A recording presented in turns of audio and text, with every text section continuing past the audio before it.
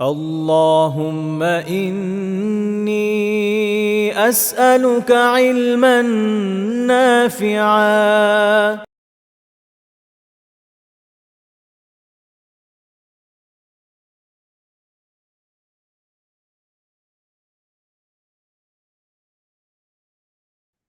السلام عليكم ورحمة الله وبركاته. نحمده ونصلي على رسوله الكريم وعلى آله وصحبه أجمعين. أما بعد فأعوذ بالله من الشيطان الرجيم.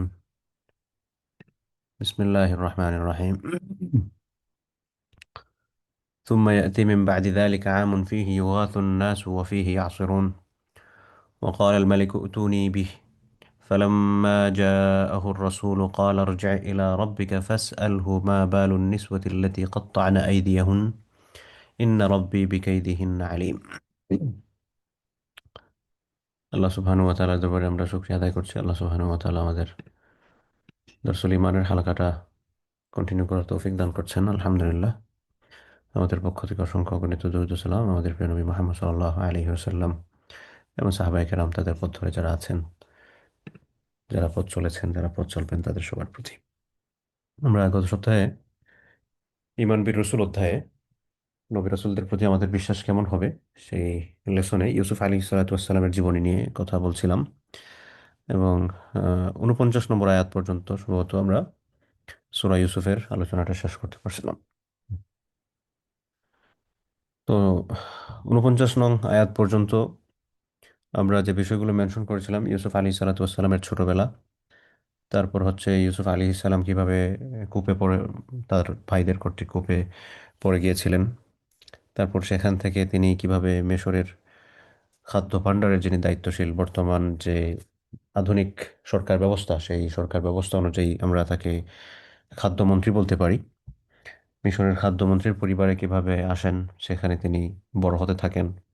তারপর এই খাদ্যমন্ত্রীর স্ত্রী কর্তৃক তার প্রতি একটা আকর্ষণের তৈরি হওয়া ইউসুফ আলী ইসলামের প্রতি, এবং সেখান থেকে ইউসুফ আলী ইসলামকে একান্তে চাওয়ার মনোবাসনা। এরপরে সেখান থেকে ইউসুফ আলী ইসলাম নিজেকে জেলের মধ্যে নিয়ে যাওয়া, যাতে করে এই সকল ফিতনা থেকে নিজেকে হেফাজতে রাখতে পারেন। এবং তৎকালীন সময়ের যে সকল প্রভাবশালী নারীরা ছিলেন, তারা যখন সমালোচনা করতেছিলেন এই খাদ্যমন্ত্রীর স্ত্রীর ব্যাপারে, যে কিভাবে এরকম একটা পজিশনে থেকে এই ব্যক্তির প্রতি উনি আকৃষ্ট হয়ে পড়লেন, তো সেটার কেন আকৃষ্ট হয়ে পড়েছিলেন বোঝানোর জন্য সকলকে, এই খাদ্যমন্ত্রীর যিনি স্ত্রী, উনি সকলকে ইনভাইট করেছিলেন। এবং তারা যখন ইউসুফ আলাইহিস সালামকে দেখেছিলেন ওই অবস্থাতে, ওনারা এতটাই হতবিহ্বল হয়ে গিয়েছিলেন যে ইউসুফ আলাইহিস সালামের সৌন্দর্যতে মুগ্ধ হয়ে ওনাদের হাতে ফল কাটার ছুরি এবং ফল ছিল, তো ফলের জায়গায় ওনারা ওনাদের হাত কেটে ফেলেছিলেন। হুম। এরপর তো হচ্ছে জেলে থাকেন। জেলে থাকা অবস্থায় ওনার জেলের যারা সাথী, তারা স্বপ্নে দেখেছিল। তারপর হচ্ছে মিশরের বাদশাহ স্বপ্নে দেখেন। তো এই স্বপ্নগুলো সম্পর্কে আমরা গত লেসনে আলোচনা করেছি, এবং স্বপ্নের যে মূল বিষয়টা ছিল, ইউসুফ আলী ইসলাম যে ব্যাখ্যাটা দিয়েছিলেন, সেই ব্যাখ্যা ছিল যে আগামী 7 বছর মিশর, তৎকালীন সময় মিশর এম্পায়ারের যে, সরি, তৎকালীন সময়ের মিশর এম্পায়ারের যে বিশাল পরিধি ছিল, এই পরিধিতে আগামী 7 বছর হচ্ছে খুব বেশি ফসল উৎপন্ন হবে। তারপরের 7 বছর খুব বেশি দুর্ভিক্ষ দেখা যাবে। তো ইউসুফ আলী ইসলাম বলেছিলেন যে এই 7 বছরে যাতে কম খরচ করে, যেহেতু বেশি ফসল উৎপাদন হবে, এই সময়টাতে বেশি ফসল হয়েছে বলে আমরা যাতে অপচয় না করি, বরং আমরা যাতে পরবর্তী সময়গুলোর জন্য এটাকে জমা করে রাখি, পরবর্তী 7 বছরের জন্য। ইউসুফ আলী ইসলাম এই ব্যাখ্যাটা দিয়েছিলেন আর কি। যাই হোক, তো ৪৯ নম্বর আয়াতে আল্লাহ সুবহানাহু ওয়া তাআলা বলছেন, সুম্মা ইয়াতি মিন বাদি যালিকা আমুন ফীহি ইউগাথুন নাস ওয়া ফীহি ইয়াসিরুন। আচ্ছা, এক আয়াত আগ থেকে আমরা শুরু করি, ৪৮ নম্বর আয়াত থেকে। তো ইউসুফ আলাইহিস সালাম ব্যাখ্যা দিয়েছিলেন যে সুম্মা, অতঃপর, ইয়াতি মিন বাদি যালিক, ওই সময়টার পরে আসবে, সাবউন শিদাদুন, কঠিন পর্যায়ের সময়। সাত, সাবউন মানে হচ্ছে 7, এখানে 7 দ্বারা উদ্দেশ্য হচ্ছে 7 বছর, এবং শিদাদুন এগুলো হচ্ছে কঠিন সময় হবে। ই- কঠিন সময় বলতে এখানে কি উদ্দেশ্য? দুর্ভিক্ষের সময়, ফসলাদি হবে না, হুম, নষ্ট হয়ে যাবে, অথবা উৎপন্নই হবে না। যেমন ধরেন উৎপন্ন না হওয়ার ক্ষেত্রে অনেক সময় দেখবেন যে আপনার হয়তো এখন আমের সময়, আপনার আম গাছ আছে, আপনার কাঁঠাল গাছ আছে, আপনার লিচু গাছ আছে। তো লিচু গাছে এই সময়টাতে লিচু আসার কথা, কাঁঠাল গাছে আপনার কাঁঠাল আসার কথা, তারপর হচ্ছে আম গাছে আম আসার কথা, কিন্তু কখনো দেখা যায় আসেই না। আমের যে ছোটো ছোটো আমের, আমরা সিলেটি ভাষায় আমের বোল বলে থাকি, যে আমের বোল পর্যন্ত আসে না। আল্লাহ সুবহানাহু ওয়া তাআলা এই যে ফল উৎপাদনের ক্ষমতা, গাছকে আদেশ করে দেন যে তুমি আইসো না, তখন এই গাছের মধ্যে আর ফল উৎপাদন হয় না। আবার কিছু আছে যে ফসল উৎপাদন হয়েছে, কিন্তু সেটা নষ্ট হয়ে যায়। ধরেন বর্তমানে বাংলাদেশের নিম্নাঞ্চল তুলনামূলক যেগুলো, সেগুলো অলরেডি পানির নিচে, সুনামগঞ্জ বা এই জেলার আশেপাশের বা উত্তরবঙ্গের যে দরিদ্র পীড়িত জেলা যেগুলো আছে সাধারণত, যেখানে পানি নিষ্কাশন ব্যবস্থার ওরকম স্ট্রাকচারাল যে সকল ইনফ্রাস্ট্রাকচার তৈরি করা দরকার, সেই বিষয়ের কমতি যেখানে আছে, এবং ম্যানেজমেন্টের ঘাটতি যে জায়গাগুলোতে আছে, সেখানে দেখা যাচ্ছে যে ওই এলাকাও পানির নিচে চলে গেছে। বা দেখা গেল কোনো জায়গায় সব কিছুই ঠিকঠাক আছে, তারপর আল্লাহ তাআলা চাইলে সমস্ত সব কিছু নষ্ট করে দিতে পারেন। তো এখানে এই আয়াতটার মধ্যে যেটা বলা হচ্ছে যে সুম্মা ইয়াতি মিন বাদি যালিকা সাবউন শিদাদ, এরপরে কঠিন 7 বছর সময় আসবে, দুর্ভিক্ষের সময়। এটার মধ্যে হয়তো ফসল আসবে না, অথবা এসে নষ্ট হয়ে যাবে। তখন ওই সময়টাতে কি করা হবে? ইয়াকুলনা মা কদ্দামতুম লাহুন্না ইল্লা কালিলাম মিম্মা তুহসিনুন। তখন পূর্বে যে সকল বিষয় সঞ্চয় করে রাখা হয়েছে, সেভ করে রাখা হয়েছে, ওই সময় যাতে এগুলো খাওয়া দাওয়া করা হয়। তবে এটা যাতে একবারে শেষ করে ফেলা না হয়, বরং কি করা হবে যে ইল্লা কালিলা, অল্প যাতে রাখা হয় আর কি।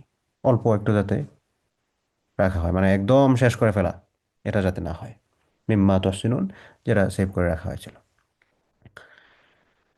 তো 7 বছর তো হলো দুর্ভিক্ষে যাবে। 7 বছরের আগের বছর আরো 7 বছর হচ্ছে ফসলাদি ছিল। এরপরের সময়টা কি? এরপরের সময়টা সম্পর্কে আল্লাহ সুবহানাহু ওয়া তাআলা বলছেন, সুম্মা ইয়াতি মিন বাদি যালিকা আমুন ফীহি ইউগাসুন নাস।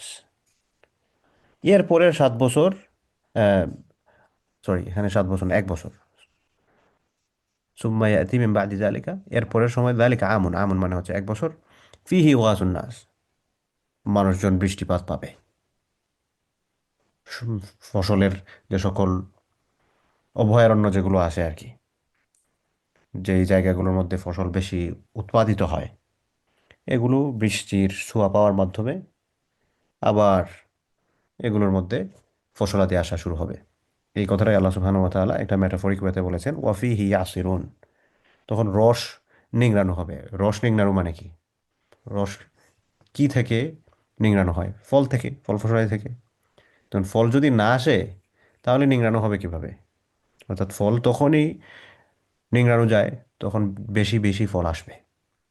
ধরেন কম ফল আসছে, কম ফল আসলে মানুষজন কিন্তু সেটা নিংড়ায় না। মানে একটাই ফল, দুইটাই ফল, সে, আপনি এটাকে যদি ব্লেন্ড করতে চান, পরিমাণে তো অনেক কমে যাবে। মানুষ কখন এটা ব্লেন্ড করে? যেন আমার কাছে অনেক বেশি স্টক আছে, আমার মনে যেভাবে চাই আমি সেভাবে খাবো। তো এখানে ফল নিংড়ানো দ্বারা উদ্দেশ্য করা হয়েছে যে তখন বেশি আবার ফসলাদিগুলো বেশি বেশি উৎপন্ন হবে।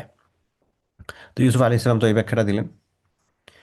তো এই ব্যাখ্যা দেওয়ার পর তো মিশর এম্পায়ারের যে বাদশাহ যিনি, এই বাদশাহ এই ব্যাখ্যাটা শুনে ওয়াকাল আল মালিকু, তখন মিশরের বাদশাহ যিনি, খাদ্যমন্ত্রী না, খাদ্যমন্ত্রী তো হচ্ছে আমরা যে ভদ্রমহিলার নাম অনেক ইতিহাসে এসেছে হচ্ছে জুলাইখা, বা কোনো কোনো বর্ণনায় পাওয়া যাচ্ছে রাইল। তো রাইল বা জুলাইখার যে হাজবেন্ড ছিলেন, ওনার নাম ছিল হচ্ছে আজিজে মেসর, উপাধি ছিল আর কি। ওনার মেইন নামটা কি ছিল, এটার মধ্যে মুফাসসিরিন যারা আছেন তাদের কেউ কেউ বলেন যে নাম পাওয়া যায় না, আর কেউ কেউ বলেন যে ইতফির, ইতফির নামে একটা আহ, নাম বলে থাকেন আর কি। আল্লাহু আ'লাম, আল্লাহ তাআলা ভালো যায়। কিন্তু এখানে যে মালিক বলতে যাকে বোঝানো হচ্ছে বাদশাহ, উনি হচ্ছেন এই পুরো এম্পায়ারের প্রধান যিনি। ওয়াকাল আল মালিকু, তখন এই মিশরের বাদশাহ বললেন, তুনি বিহি, ইউসুফকে আমার কাছে নিয়ে আসো। যে ব্যাখ্যাটা দিয়েছে তাকে আমার কাছে নিয়ে আসো। তো এই কথা বলার পর বাদশাহ যখন আদেশ করলেন, ফালাম্মা জাআহুর রাসূল, ইউসুফ আলাইহিস সালামের কাছে বাদশার মেসেঞ্জার যখন আসলেন, বাদশার দূত, বাদশার বার্তাবাহক যখন ইউসুফ আলাইহিস সালামের কাছে আসলেন, এসে বললেন যে বাদশাহ এরকম আপনাকে বলছেন আপনাকে নিয়ে যাওয়ার জন্য। ইউসুফ আলাইহিস সালাম বললেন কালা কালা আরজি' ইলা রাব্বিক।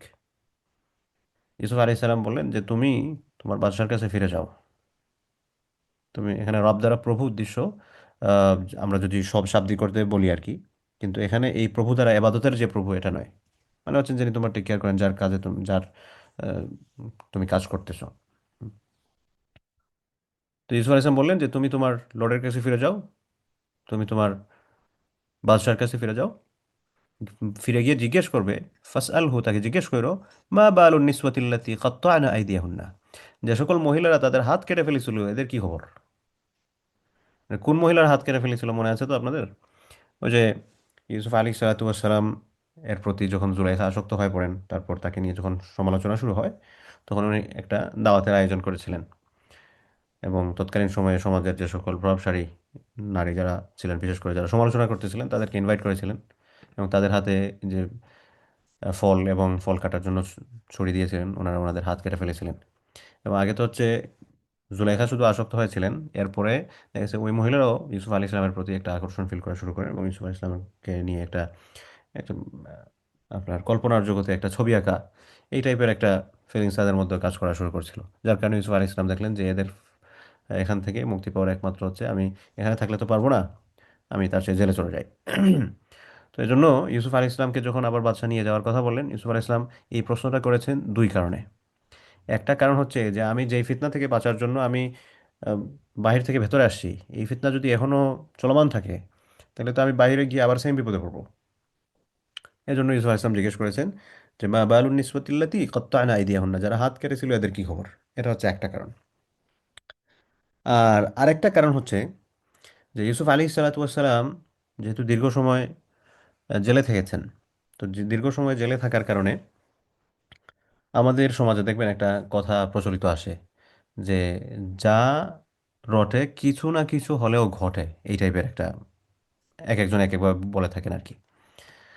তো যারা মনে করেন যে যেহেতু এই বিষয়ে একটা রিউমার এসেছে, কিছু না কিছু সম্ভবত সত্যতা আছে, মনে হয় কিছু, তো ইউসুফ আলী ইসলাম এই বিষয়টা মেনশন করে এনশিওর করতে চাচ্ছেন যে ইউসুফ আলী সালাম তিনি ওরা যে সকল এলিগেশন দিয়েছিল, বিশেষ করে জুলেখা, এই সকল এলিগেশন থেকে পরিপূর্ণ মুক্ত, এবং মানুষরা এটা নতুন করেও যাতে আবার জানে যে ইউসুফ আলী ইসলাম জেলে এসেছেন, জেল খেটেছেন, এটা হচ্ছে ওনার ব্যক্তিগত চয়েসে, এবং এটা it was not a kind of punishment, এটা কোনো শাস্তির প্রকার থেকে নয়, ইট ওয়াজ চুজেন বাই হিম, তিনি এটা চুজ করেছিলেন। কেন? উনি মনে করেছিলেন যে জেলখানায় এটা হচ্ছে সেফটি, আমি প্লিজ ওনাদের ওনাদেরকে আর ফেস করা লাগবে না। এটা হচ্ছে একটা।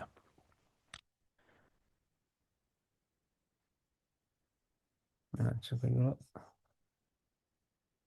আচ্ছা, মা বালু নিসবতিল্লাতি কত্তা'না আইদিয়াহুন ইন্না রব্বি বিকাইদিহিন্না আলিম। এরপরে ইউসুফ আলাইহিস সালাতু ওয়াস সালাম সম্পর্কে আল্লাহ সুবহানাহু ওয়া তাআলা মেনশন করেছেন। ইউসুফ আলাইহিস সালাম বলেছেন, ইন্না রব্বি বিকাইদিহিন্না আলিম, নিশ্চয় আমার রব বিকাইদিহিন্না, তাদের ষড়যন্ত্র সম্পর্কে আলিম, জানেন। ইউসুফ আলাইহিস সালাম আল্লাহর সম্পর্কে বলতেছেন যে আমার রব তাদের ষড়যন্ত্র, তারা যে আমাকে কারাগারিং করতে চেয়েছিল, বা তারা নিজেরা নিজেদের থেকে আমার দিকে এগিয়ে এসেছিল, কিন্তু পরবর্তীতে বলেছে যে আমি তাদেরকে উত্ত্যক্ত করেছি, আমি আমার খারাপ মনোবাসনা তাদের প্রতি ন্যস্ত করেছিলাম, মর্মে তারা যে এলিগেশনটা আমার উপর এনেছিল এটা তাদের ষড়যন্ত্র, এবং এই ষড়যন্ত্র মিথ্যা, এটা যে মিথ্যা, এটা যে ষড়যন্ত্র, এই ষড়যন্ত্র সম্পর্কে আমার রব এটা খুব ভালো করে জানেন। এখানে আরেকটা বিষয় হচ্ছে যে ইউসুফ আলাইহিস সালাতু ওয়াস সালামকে যখন জেল থেকে নেয়ার জন্য আসা হয়, নর্মালি আমাদের স্বাভাবিকভাবে আমরা যখন লম্বা সময় জেলে থাকব, তখন জেল থেকে মুক্তি পাওয়ার সুযোগ যখন তৈরি হবে, তখন আমাদের মধ্যে একটা ছটফটানি ভাব তৈরি হয় যে কবে আমরা এখান থেকে বের হয়ে আসি। বা বিশেষ করে দেখা যায় যারা জেলে গেছেন, বা কোনো একটা মিথ্যা অ্যালিগেশন, রাজনৈতিক মামলা বা ইত্যাদি ইত্যাদি, এটার কারণে জেলে আসেন, তারপর হচ্ছে কোর্টের মাধ্যমে জামিন হয়েছে। তো জামিন হওয়ার পর সাধারণত এটার প্রসেস হচ্ছে জামিন নামা, যেটা কোর্টের যে অর্ডার, সেটা হচ্ছে জেলখানাতে আসে। তো এই জেলখানায় এসে পৌঁছতে সাধারণত 1 থেকে 2 দিন সময় লেগে যায় আর কি, সরকারি যে প্রসেস আছে সেই প্রসেসে এসে পৌঁছতে পৌঁছতে। অনলাইন হয়ে গেলে তো এখন জানি না, কিন্তু আগে এই প্রসেসটা ছিল আর কি। তো যখন যখন এই চিঠিটা জেল পর্যন্ত এসে পৌঁছে, তখন জেলের যারা আম, এখানে অ্যারেস্টেড অবস্থায় আসেন আর কি, কয়েদি হিসাবে, উনাদের মধ্যে খুব সটফরানি থাকে যে কখন এটা এসে পৌঁছবে আর কখন বের হব, এরকম একটা সটফরানি ভাব। কিন্তু এই লম্বা সময় জেলে থাকার পরও ইউসুফ আলী সালাতাম জেল থেকে বের হওয়ার সুযোগ আসার সাথে সাথে উনি বললেন না যে না আমি ঠিক আছে চলো, বরং ইউসুফ আলী সালাতাম তাদেরকে বললেন যে যাও বাদশার কাছে গিয়ে বলো এদের খবর কি, আমি যে কারণে আসছি এখান থেকে আমি সেফ কিনা, আবার আমি যে এলিগেশনে এসেছিলাম এই এলিগেশনটা যে ভুল মিথ্যা, এটা যাতে মানুষের কাছে প্রচার হয়। হুম। এবং এই বিষয়টার ব্যাপারে কথা বলতে গিয়ে রাসূল সাল্লাল্লাহু আলাইহি ওয়াসাল্লাম বলেছেন, বুখারী মুসলিমের হাদিস, রাসূল সাল্লাল্লাহু আলাইহি ওয়াসাল্লাম বলেছিলেন যে আমি যদি ইসুফ আলাইহিস সালামের মতো এরকম জেলে থাকতাম আর আমার কাছে বের হওয়ার সুযোগ আসতো, তাহলে আমি সাথে সাথে হয়তো এটা গ্রহণ করে ফেলতাম। তো এটা ইউসুফ, আল্লাহ রসুল সাল্লাল্লাহু আলাইহি ওয়াসাল্লাম এরকম করতেন, বিষয়টা আসলে এরকম না। বরং আল্লাহ রসুল সাল্লাল্লাহু আলাইহি ওয়াসাল্লাম ইউসুফ আলাইহিস সালামের বরত্বটাকে প্রকাশ করার জন্য, তার শান মর্যাদাকে আমাদের কাছে বড় করে ফোটানোর জন্য মূলত এটা বলেছেন। সাধারণত দেখা যায় যে মানুষ যত বেশি বড় হয় তত বেশি আহ, বিনয়ী হয় এবং নিজের চেয়ে অন্যকে বড় করে পেশ করেন। তো ওরকমভাবে আর কি রাসূল সাল্লাল্লাহু আলাইহি ওয়াসাল্লাম ইউসুফ আলাইহিস সালামকে পেশ করেছিলেন। আর না হয় আল্লাহ রসুল তো তার চেয়ে বেশি কষ্টের মধ্যে গেছেন। ইউসুফ আলাইহিস সালাম তো অ্যাটলিস্ট খাবার ইত্যাদির দিক দিয়ে উনি কষ্টে ছিলেন না। আমাদের নবী করিম সাল্লাল্লাহু আলাইহি ওয়াসাল্লাম তিনি যখন শিহাবে আবু তালিবে ছিলেন, তখন তো খাবার দাবার পর্যন্ত বয়কট ছিল, খাবার দাবার পর্যন্ত পর্যাপ্ত পরিমাণ খাবার দাবারও ছিল না। তো আল্লাহ রসুল তো তার চেয়েও বেশি ধৈর্য ধারণ করেছেন, কিন্তু এখানে আল্লাহ রসুল ইউসুফ আলাহ ইসলামের মর্যাদাকে আমাদের সামনে বড় করতে গিয়ে বলেছিলেন যে ইউসুফ আলাহ ইসলাম যেরকমভাবে সুযোগ পেয়েছেন জেলে থাকার পর, আমি পেলে হয়তো আমি সাথে সাথে গ্রহণ করতাম, জেল থেকে বের হয়ে যেতাম। এটা মূলত হচ্ছে আহ, বেশি সম্মান দিয়েছেন আর কি। এরপর হচ্ছে এখানে আরেকটা কথা বলা যেতে পারে যে ইউসুফ আলী ইসলাম এই যে এখান থেকে জেল থেকে বের হবেন, এটা কারো অনুগ্রহের পাত্র হয়ে জেল থেকে বের হবেন, এটা উনি পছন্দ করলেন না। বরং উনি যে নির্দোষ, ওনার যে কোনো প্রকার কোনো এলিগেশন ওনার উপর ছিল না, উনি বাই চয়েস জেলকে বেছে নিয়েছিলেন, সেটা যাতে প্রকাশ হয় এটার জন্য উনি সাথে সাথে সাড়া দেন নাই। এরপরে তো বাদশাকে গিয়ে তো বলা হয়েছে, ইউসুফ আলাইহিস সালাম বলছেন যে যে সকল মহিলারা হচ্ছে হাত কেটে ফেলছিলেন এদের কি খবর। তখন ওই মালিক ওদের খোঁজ খবর নিচ্ছেন। মালিক বলতে কে? মিশরের বাদশা। قال ما خطبكن إذ راوتن يوسف عن نفسه। তখন ওই বাদশাহ তৎকালীন যারা যে সকল মহিলারা ছিলেন তাদেরকে আবার ডেকে পাঠালেন। তাদেরকে ডেকে বলতেছেন, মা খাতবুকুন্না ইদ রাওয়াত্তুন্না ইউসুফ আন নাফসি। তোমরা ইউসুফকে যখন কুমন্ত্রণা দিতেছিলে, হ্যাঁ, প্ররোচনা দিতেছিলে, তখন তোমাদের কি হয়েছিল? মা খাতবুকুন্না ইদ রাওয়াত্তুন্না ইউসুফ আন নাফসি। তখন এই সকল মহিলা বলছেন কালাত, কই গেল, আচ্ছা, কুলনা হাশা লিল্লাহি মা আলিমনা আলাইহি মিন সু। এই কথা বলার পর এই সকল মহিলার প্রত্যুত্তরে বলছেন হাশ আলিল্লাহ। হাশ আলিল্লাহ মানে হচ্ছে সকল মহিমা আল্লাহ তাআলার জন্য। এই কথা শুনে তারা বলছে হাশ আলিল্লাহ, সকল মহিমা আল্লাহ তাআলার, মা আলিমনা আলাইহি মিন সু। আসলে আমরা ইউসুফ সম্পর্কে খারাপ কিছু জানি না। মা আলিমনা আমরা জানি না, আলাইহি তার ব্যাপারে, মিন সু কোনো খারাপ জিনিস। কালাত ইমরাআতুল আজিজ। এবং এরপরে ওই যে আজিজের স্ত্রী যিনি, মিশরের খাদ্য ভাণ্ডারের যিনি দায়িত্বশীল, ওনার যে স্ত্রী জুলাইখা, ওই মহিলাও বলতেছেন আল আনা হাস হাসাল হক, এখন সত্য প্রকাশিত হয়েছে। হাস হাসাল হক, হক মানে হচ্ছে সত্য, হাস হাসা মানে হচ্ছে সামনে এসেছে, প্রকাশ পেয়েছে। আনা রাওয়াতুহু আন নাফসি, আনা রাওয়াতুহু আন নাফসি। আসলে মূলত হচ্ছে আমি তারে কুমন্ত্রণা দিয়েছিলাম, আমি তাকে প্ররোচনা দিয়েছিলাম। ওয়া ইন্নাহু লামিনাস সাদিকিন, সে সত্যবাদী, সে সত্য, ইন্নাহু নিশ্চয়ই সে লামিনাস সাদিকিন সত্যবাদীদের মধ্যে। আমি আগে যেটা বলছিলাম যে সে আসলে আমাকে খারাপ কিছু করতে চেয়েছিল, বিষয়টা আসলে ওরকম নয়, বরং আমি তাকে কুমন্ত্রণা দিয়েছিলাম। এখন মহিলারা তো সবাই ইউসুফ আলাইহিস সালামের চরিত্র সম্পর্কে জাস্টিফিকেশন দিল, এবং যে main person was giving the allegation toward the Yusuf আলাইহিস সালাম, she was denying the allegation, she was withdrawing। তাহলে তো আর কোনো অভিযোগই থাকে না। তো যেই মূলত অভিযোগ দিছিল সেই বলতেছে যে না, আমি মূলত এই কাজ করছি, আর আমি তার উপর এই যে অভিযোগটা দিছি সেটা আসলে মিথ্যা, ইউসুফ আলাইহিস সালাম যেটা বলেছেন সেটা সত্য। এবং এটার জন্য আসলে উনি যে দাবিটা করছেন সেটারও প্রয়োজন নাই। এর আগে তো আমরা গত লেসনে আমরা পড়ে আসছি যে তৎকালীন সময় তারা যখন দরজা থেকে বের হন, বের হয়ে সামনেই তো পড়ে গেছিলেন হচ্ছে আজিজের। তখন আজিজের ফ্যামিলি থেকে একজন বলছিলেন, আচ্ছা যদি জামা দেখো যে পেছন দিক থেকে ছিঁড়া তাহলে বুঝতে হবে জুলাইখার দোষ, আর যদি দেখো সামন দিক থেকে তাহলে এখানে ইউসুফ আল ইসলাম কর্তৃক হয়তো দেখা গেল যে পিছন দিকে, তাহলে তো এটা তো দিবালোকের মতোই স্পষ্ট হয়ে যায় যে এখানে ইউসুফ আলী সালাতামের কোনো কিছু ছিল না। এবং আরেকটা বিষয় যেটা হচ্ছে, একজন মানুষ সম্পর্কে আমি যখন দীর্ঘদিন ধরে জানবো, তার চলাফেরা আচার আচরণ সমস্ত সব কিছু দেখতেছি, হঠাৎ করে তার যে পার্সোনালিটি আছে, এই তার পার্সোনালিটির, তার ব্যক্তিসত্তার বিপরীতে আমার সামনে যখন হঠাৎ করে কোনো কিছু প্রকাশ হবে, তখন তো আমার বিশ্বাস হবে না যে এরকম কি তার দ্বারা হতে পারে। আমি তো এমনি কনফিউজ থাকবো। তখন যখন এটার পক্ষে এভিডেন্স থাকবে যে না সে আসলে এরকম করেন নাই, তখন এটা তো পাকাপোক্ত। কিন্তু তারপরও এখন তো যে অভিযোগ দিয়েছিল তার মুখ দিয়ে যখন এটা বের হলো যে না সেই সত্য, আমি আসলে মিথ্যা অভিযোগ দিয়েছিলাম, ঝামেলা আমার মধ্যেই, তখন এটার আগে থেকেই প্রতিষ্ঠিত যেটা, এটা আরো বেশি শক্ত হলো আর কি। যাই হোক, তো ইউসুফ আল ইসলামের জিজ্ঞাসা অনুযায়ী বাদশাহ এদেরকে ডেকে পাঠিয়ে জিজ্ঞেস করলেন যে তোমরা যে কুমন্ত্রণা দিছিলা, তোমাদের কি হয়েছিল, কেন দিছো এটা, এগুলোর মধ্যে কি কোনো সত্যতা আছে? তখন তারাই বললো যে আল্লাহ তাআলার মহিমা, হাশা লিল্লাহ মা আলিমনা আলাইহি মিন সু, আমরা তার সম্পর্কে কোনো খারাপ জানি না। এমনকি ইমরাতুল আজিজ, যে মিশরের খাদ্যমন্ত্রীর স্ত্রী, সেও বলল হাস হাসাল হক, সত্য প্রকাশিত হয়েছে, আনা রাওয়াতুহু আন নাফসি, আমি তাকে কুমন্ত্রণা দিয়েছিলাম, ইন্নাহু লামিনাস সাদিকিন, মূলত সে হচ্ছে সত্যবাদীদের অন্তর্ভুক্ত। এরপরে যালিকা লিয়ালামা আন্নী লাম আখুনহু বিল গায়ব, যালিকা, এটা এই কারণে, এই জন্য, লিয়া আলামা, যাতে করে সে জানতে পারে, কি জানতে পারে, আন্নী লাম আখুনহু বিল গায়ব, তার অনুপস্থিতিতে আমি কোনো খেয়ানত করি নাই। এটার বক্তাকে, এটার বক্তা দুইজন হতে পারেন। আবার একটু আয়াতের অনুবাদটা খেয়াল করেন, যে এরপরে আল্লাহ তাআলা বলতেছেন যালিকা, এটা এই জন্য যে লিয়া আলামা আন্নী লাম আখুনহু বিল গায়ব, সে যাতে জানতে পারে আমি তার অনুপস্থিতিতে কোনো খেয়ানত করি নাই, আমানত ঠিক রেখে কথা বলছি, কোনো বিশ্বাসঘাতকতা করি নাই, মিথ্যা কিছু বানায় বলি নাই।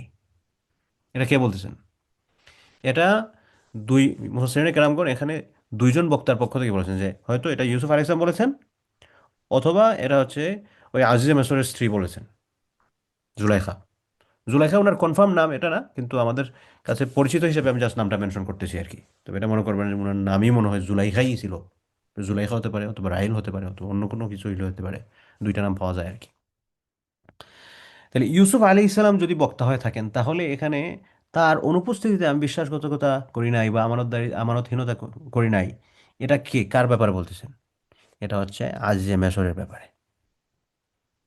যাতে করে এটা আবার যখন কথাটা উঠলো, এর মাধ্যমে আজিজে মেসর দরজা খুলেই তো হচ্ছে আজিজে মেসরের সামনে পড়ছিলেন, তো ওনার মনে যদিও কিছু থেকে থাকে যে কোনো কিছু আছে কিনা, ওই যে আগে বলেছিলাম যে যা রটে কিছু না কিছু হলেও ঘটে, এই টাইপের কোনো চিন্তা ভাবনা যদি থাকে, তো ইউসুফ আলাইহিস সালামের পক্ষ থেকে যদি হয়, তাহলে ইউসুফ আলাইহিস সালাম বলতেছেন যে সে যাতে জানে, বলতে আজিম মেশর যাতে জানেন যে উনার অনুপস্থিতিতে ওনার স্ত্রী যে সকল কথা বলেছিলেন এগুলার থেকে আমি মুক্ত, এগুলো কোনো কিছুই সাথে আমরা নাই। এটা হয়তো হইতে পারে। আরেকটা হচ্ছে যে না, এটা ইউসুফ আলাইহিস সালাম বলেন নাই, বলেছেন হচ্ছে আজিম মেশরের স্ত্রী। আজিম মেশরের স্ত্রী হলে এখানে তার অনুপস্থিতিতে আমি কোনো খেয়ানত করি নাই, এটা দ্বারা কাকে বুঝিয়েছেন? এটা দ্বারা বুঝিয়েছেন হচ্ছে ইউসুফ আলাইহিস সালামকে। তো ইউসুফ আলাইহিস সালাম তো হচ্ছেন জেলে। এখন আগে যেহেতু এলিগেশন একবার দিয়েছেন ইউসুফ আলাইহিস সালাম সম্পর্কে মিথ্যা, তো আগে যেহেতু মিথ্যা অভিযোগ দিয়েছেন, এখনও মিথ্যা অভিযোগ দিতে পারেন।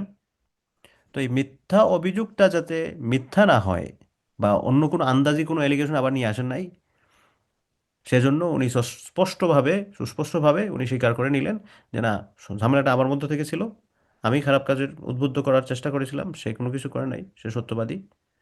এবং এই কথা দিয়ে উনি এটা বোঝাতে চাচ্ছেন যে না, ইউসুফ আলাইহিস সালামের অনুপস্থিতিও আমি কোনো খেয়ানত করে এখন কোনো কিছু বলতেছি না।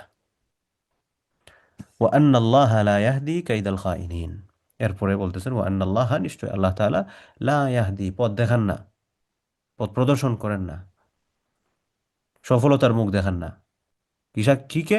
কাইদাল খাইনিন, খেয়ানতকারীদের ষড়যন্ত্রকে।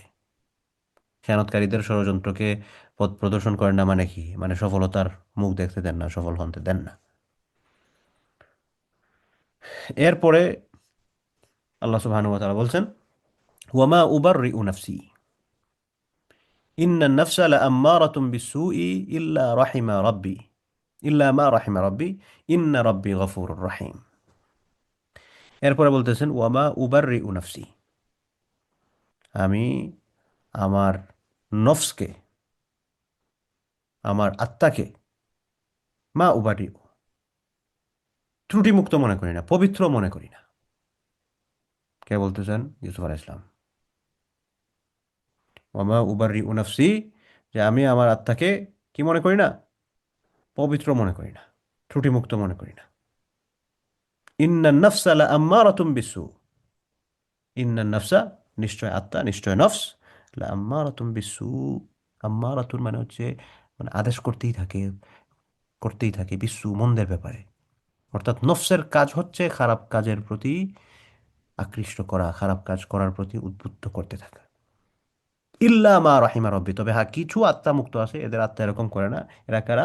মা রাহিমা রব্বি, যারা হচ্ছেন আমার রবের দয়া পেয়ে থাকেন। আমার রব, মা রাহিমা রব্বি, আমার রব যার দয়া করেন তার অন্তরটা একটু ঝামেলা মুক্ত থাকে। নাইলে অন্তরের কাজ হচ্ছে কুমন্ত্রণা দেয়া। এখানে কয়েকটা বিষয়। এক নম্বর বিষয় হচ্ছে যে নবীরা তো ত্রুটিমুক্ত। তাহলে এখানে ইউসুফ আলাইহিস সালাম যে বলতেছেন আমার আত্মাও আমি ত্রুটিমুক্ত মনে করি না, এটা মানে হচ্ছে বিনয় প্রদর্শন করতেছেন। বড় মানুষ হয়েও বিনয়ী হিসাবে নিজেকে পেশ করছেন। এটা হচ্ছে একটা। আর এখানে যে নফসের কথা বলা হয়েছে, এই নফস, আমরা জানি আমাদের যে আত্মা, এই আত্মা সম্পর্কে তিনটা পরিভাষা পাওয়া যায়, তিনটা টার্মিনোলজি। একটা টার্মিনোলজির নাম হচ্ছে আম্মারাহ, আরেকটা টার্মিনোলজির নাম হচ্ছে, আরেকটা পরিভাষার নাম হচ্ছে লাওয়ামাহ, আর আরেকটা পরিভাষার নাম হচ্ছে মুতমাইন্নাহ। আপনি বলতে পারেন নফস হচ্ছে তিন প্রকার। একটা হচ্ছে নফসে আম্মারাহ, আরেকটা হচ্ছে নফসে লাওয়ামাহ, আর আরেকটা হচ্ছে নফসে মুতমাইন্নাহ। এগুলা মানে কি? নফসে আম্মারা মানে হচ্ছে মন্দ কুমন্ত্রণা দানকারী আত্মা, মন্দ কুমন্ত্রণা দানকারী আত্মা।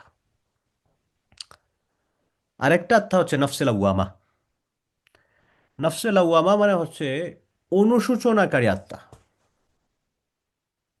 আর নফসে মুতমাইন্না মানে হচ্ছে প্রশান্ত আত্মা। নফসে আম্মারা মানে সবসময় মন্দ প্ররোচনা দেয়, খারাপের দিকে টানতে থাকে, খারাপের দিকে টানতে থাকে, আবার খারাপের দিকে টানতে থাকে। এবং এই খারাপ কাজ করার পর কোনো মানে এটা অনুশোচনা বোধ কাজ করা, সেটাও নাই। যে সকল মানুষদের মধ্যে খারাপ কাজ করার পরও কোনো অনুভূতি কাজ করে না যে না, I did something bad, I have to repent, যে আমি খারাপ কিছু করে ফেলছি, এখন আমার এটার অনুশোচনা করা দরকার, আমার তওবা করা দরকার, এটা যে অনুভব করে না, বুঝতে হবে তার অন্তর নফসে আম্মারা, মন্দ প্ররোচনা প্রদানকারী, মানে হচ্ছে শয়তানের পুরা কবজায়। শয়তান এটা দখল করে আছে, চাবি দিয়ে রেখে দিছে, এরা চলছে তো চলছেই, চলছে তো চলছেই। এবং এরকম অন্তর যদি হয়, তাইলে ভয়ানক অবস্থায় আসি আমরা, আমাদের চিকিৎসা মারাত্মকভাবে প্রয়োজন। মানে শয়তান তো আমাকে এক জায়গায় বসায় রাখবে না, নিচে নিতেই থাকবে, আমার পদস্খলন হতেই থাকবে, আল্লাহ মাফ করুন। সেজন্য খারাপ কাজ করার পর যদি অনুশোচনা বোধ জাগ্রত না হয়, আমি যদি এটা ফিল করতে না পারি যে I was doing something bad, আমি খারাপ কিছু করতেছিলাম, তাইলে আমার নফসের খুব বড় ধরনের চিকিৎসা প্রয়োজন। আমি বেহেদায়াতের প্রতি আর কি, পথভ্রষ্টতার প্রতি হয়তো আমি প্রচুর পরিমাণ হেঁটে ফেলতেছি, আল্লাহ মাফ করুন। আর নফসে লাওয়ামা মানে হচ্ছে যে আমার অন্তরের মধ্যে কুমন্ত্রণা দেয়, তবে আমার মধ্যে অনুশোচনা কাজ করে, খারাপ কাজ করার পরে আমার অনুশোচনা বোধ আসে। এই জন্য বলা হয় নফসে লাওয়ামা মানে অনুশোচনা বোধকারী অন্তর। খারাপ কাজ করে ফেলছি, আল্লাহ মাফ করো, মাফ করো, মাফ করো। আর হায়েস্ট ক্যাটাগরির ভালো আত্মা হচ্ছে নফসে মুতমাইন্নাহ, প্রশান্ত আত্মা, যেই আত্মার মধ্যে শয়তান কুমন্ত্রণা দিতে পারে না। আল্লাহর প্রিয় পাত্র হতে হতে, ওই যে আমরা রিয়াদুস সালিহিনের হালকায় পড়েছিলাম যে একটা সময় দেখা যায় যে তাকওয়ার মাধ্যমে বান্দা এমন একটা পর্যায়ে নিজেকে নিয়ে যায় যে তখন বান্দার চোখ আল্লাহর চোখ, বান্দার হাত আল্লাহর হাত। মানে কি? মানে সবকিছুর কন্ট্রোল সরাসরি আল্লাহ সুবহানাহু ওয়া তাআলা নিয়ে থাকেন। এবং যদিও আমাদের কন্ট্রোল সবকিছু আল্লাহ তাআলার হাতে, কিন্তু তাদের অবস্থাটা এরকম ভাবে আল্লাহ তাআলা সেট করে রেখে দেন যে তারা তাই দেখে যে আল্লাহ তাআলা দেখতে চান, অর্থাৎ যেটা আল্লাহর দেখা পছন্দনীয়। যেগুলো আল্লাহ তাআলা দেখতে চান না, আমরা দেখতে যে সকল বিষয় দেখি আল্লাহ তাআলা এটা চান না, এই সকল বিষয় আল্লাহ তাআলা তাকে দেখান না। তার মাধ্যমে এমন কিছু করা হয় না যেটা আল্লাহর অপছন্দ। তো এরকম আত্মাকে বলা হয় নফসে মুতমাইন্না, প্রশান্ত আত্মা। এবং এই প্রশান্ত আত্মা সম্পর্কে আল্লাহ সুবহানাহু ওয়া তাআলা বলেছেন যে হে প্রশান্ত আত্মা, সূরা ফাজরের শেষে, ইয়া আইয়াতুহান নাফসুল মুতমাইন্না, হে প্রশান্ত আত্মা, ইরজিই ইলা রাব্বিক, তুমি তোমার প্রভুর দিকে ফিরে যাও, রাদিয়াতাম মারদিয়া, যখন তিনি তোমার প্রতি সন্তুষ্ট তুমিও তার প্রতি সন্তুষ্ট। সুবহানাল্লাহ। এটা হচ্ছে প্রশান্ত আত্মার পুরস্কার। প্রশান্ত আত্মা যখন দুনিয়া থেকে বিদায় নিবে, তখন এই প্রশান্ত আত্মার মালিক প্রশান্ত আত্মার প্রতি সন্তুষ্ট থাকবেন, এবং প্রশান্ত আত্মাও মালিকের প্রতি সন্তুষ্ট থাকবেন। এবং বিদায়ের সাথে সাথেই তার অবস্থান হয়ে যায় ফাদখুলি ফি ইবাদি, তুমি আমার বান্দাদের মধ্যে প্রবেশ করো, ওয়াদখুলি জান্নাতি, এবং কিসে প্রবেশ করো? আমার বান্দাদের সাথে হয়ে জান্নাতে। তো যে কোথা থেকে গিয়েছিলাম, হ্যাঁ, ওয়ামা উবাররিউ নাফসি, যে আমার অন্তর আপনার কি বলে এটাকে, এটা ত্রুটিমুক্ত, এটা আমি মনে করি না।